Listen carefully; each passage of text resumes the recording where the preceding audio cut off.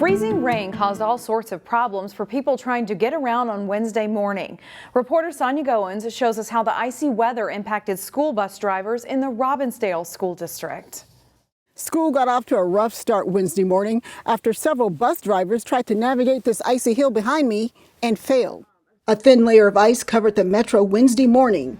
Windows and cars were encased in the frozen rain, which made a mess for the morning commute. Yeah, it was not a good morning for bus drivers today. When Robbinsdale resident Erica Garcia Jones went outside to warm up her car, she got a surprise. I was just in shock at first. I thought, oh, that's nice. The bus driver came right to the house to pick up my son. But the driver wasn't offering valet service. He was stuck. The bus was going down a hill near Halifax and 33rd Avenue when he slid right into Erica's front yard, hitting a snowbank. We were trying to shovel them out. We were putting mats under the trucks, trying to get them out. I just felt really bad for the driver. And two other buses were stalled as they tried to drive up the same hill. And all three of them could not get anywhere. Meanwhile, two other buses were stuck behind Erica's house over on Grimes Avenue. They were just sitting there, not moving. They were just kind of like tried to get up the road and not make it very far. So. Erica says she's surprised the Robbinsdale School District didn't delay school start times. Every other district that I know, they did delay, and that's why I was like, I don't even want my kids on the bus today. The Robbinsdale School District sent us this statement. Robbinsdale area schools typically cannot offer 2-hour late starts as a way to address extreme weather conditions because we have 3 tiers of busing, which means students on the last tier wouldn't arrive at school until noon or later. Yeah. Meanwhile, Erica is glad the situation didn't turn out to be more serious. Yeah, probably not a good idea to have buses out in this kind of weather. In Robbinsdale, Sonia Goins, CCX News. Brooklyn Park Police are investigating their first case of 2023 of a person struck by gunfire. It happened Tuesday night at a gas station near Brooklyn Boulevard and Jolly Lane. When officers arrived, they found a man with a gunshot wound to his leg. Police say multiple individuals met up at that location when there was some sort of disagreement and shots were fired. I think it's fair to say that it was a randomly picked spot. There was no reason that we can make sense of that they went to the gas station. I think it was convenient for them at the time. It could have been any gas station for all we know. But there's always a threat to the public when the bullets are flying through the air. The man who was shot was brought to a nearby hospital. His injuries are not considered life-threatening. Police are still looking for others involved. North Hennepin Community College in Brooklyn Park is teaming up with Minnesota State University Mankato to expand opportunities for nursing students and help alleviate nursing shortages. The new partnership allows students who complete their Associate of Nursing degree from North Hennepin and meet other requirements to seamlessly transition into the Bachelor of Nursing program at Minnesota State Mankato.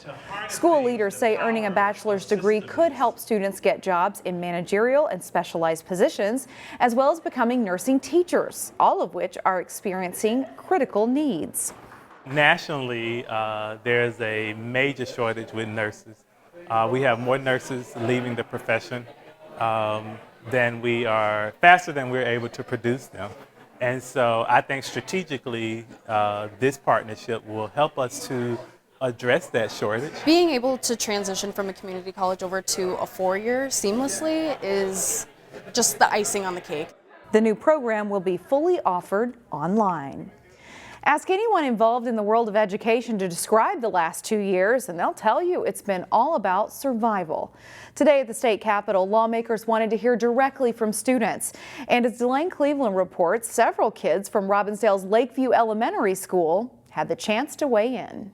Shannon, I'm at Lakeview Elementary in Robbinsdale right now, where this morning several 4th graders had a chance to share their perspectives on the state of education with the Senate's Education Finance Committee. We are going to begin. Early Wednesday morning, a group of state lawmakers gathered for one of the many hearings that will take place throughout this legislative session. We have so many that have signed up and are eager to share their ideas and their voice. One suggestion. Students were asked to provide feedback to legislators about what the last couple of years have been like. One suggestion I'd like to share with legislative leaders is more pay for teachers, because that can cover the lack of subs because more people would like to sub more. Dahlia Kissinger is a student at Robbinsdale's Lakeview Elementary. That get in the way of learning. She and several other kids from Kathy Sipes' fourth grade class testified virtually after icy conditions prevented them from driving to the Capitol. Some difficult things that happened after the pandemic is now we have to pay for our lunches, and I think that we shouldn't have to pay for our lunches. It was a significant moment for these students who got real-life experience with how state government operates. It directly connects to what we're teaching in the classroom, and they're sharing their voice. They're having a space that's sharing their voice not only with me, but with the whole state of Minnesota, because they're really saying that we have needs. Needs that also include more classroom support and extra money to hire more bus drivers. If you would state your name for the record. It's something these lawmakers have the power to address as they help determine how money is allocated to schools. Hearing from the children, I think they did a fantastic job articulating what needs we have. In Robbinsdale, Delane Cleveland, CCX News. The city of Plymouth faces an interesting question. Should the city donate its aging fire truck to Ukraine or try to sell it to decrease the burden on taxpayers? The city has a 13-year-old ladder truck that has reached the end of its service life. Its estimated value is $200,000. Nonprofits working to help Ukraine asked Plymouth for the fire truck. City leaders say they don't mind helping a worthy cause, but they're struggling with the financial ramifications. This is an asset of the people of Plymouth, and we are charged with being financially responsible with those taxpayers' dollars. So I guess one question is this a responsible use of taxpayer dollars? And I sincerely struggle with that. Meanwhile, the Plymouth City Council plans to take another month before making a decision.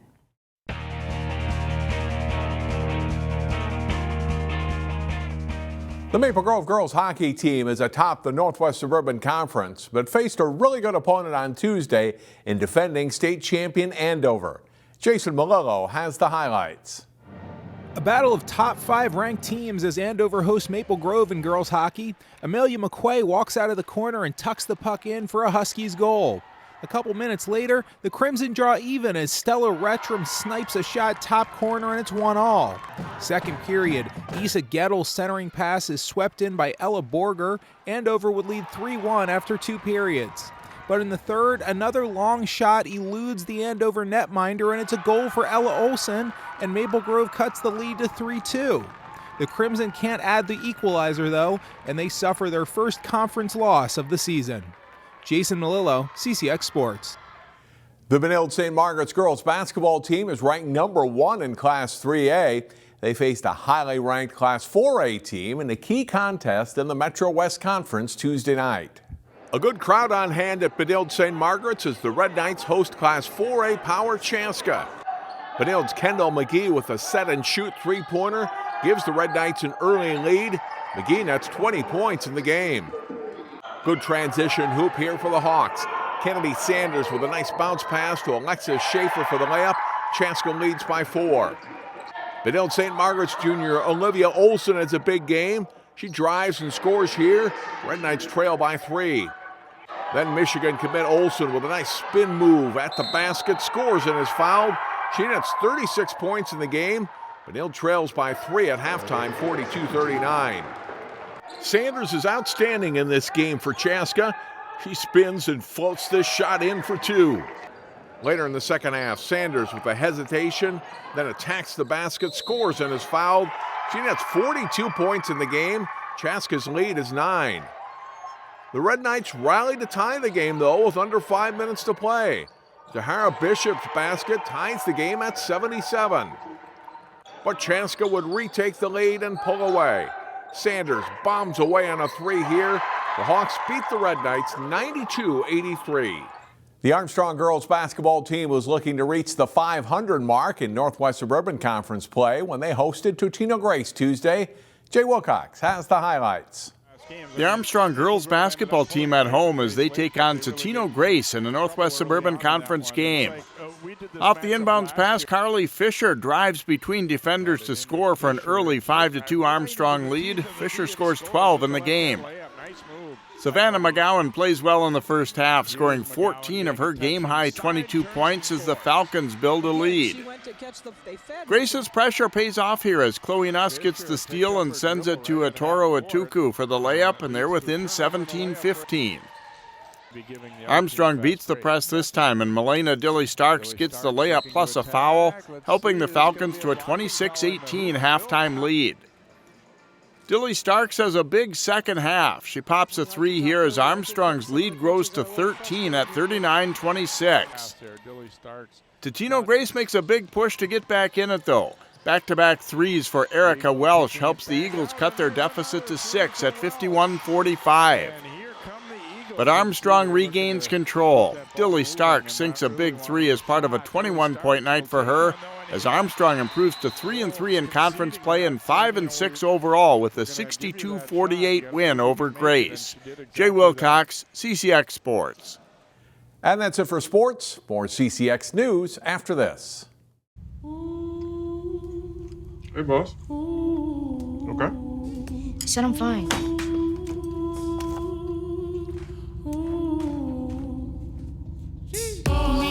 See you in the morning with the frosted Superman, but it wasn't on it, and we lost it. You can talk to me. It's been really hard for me.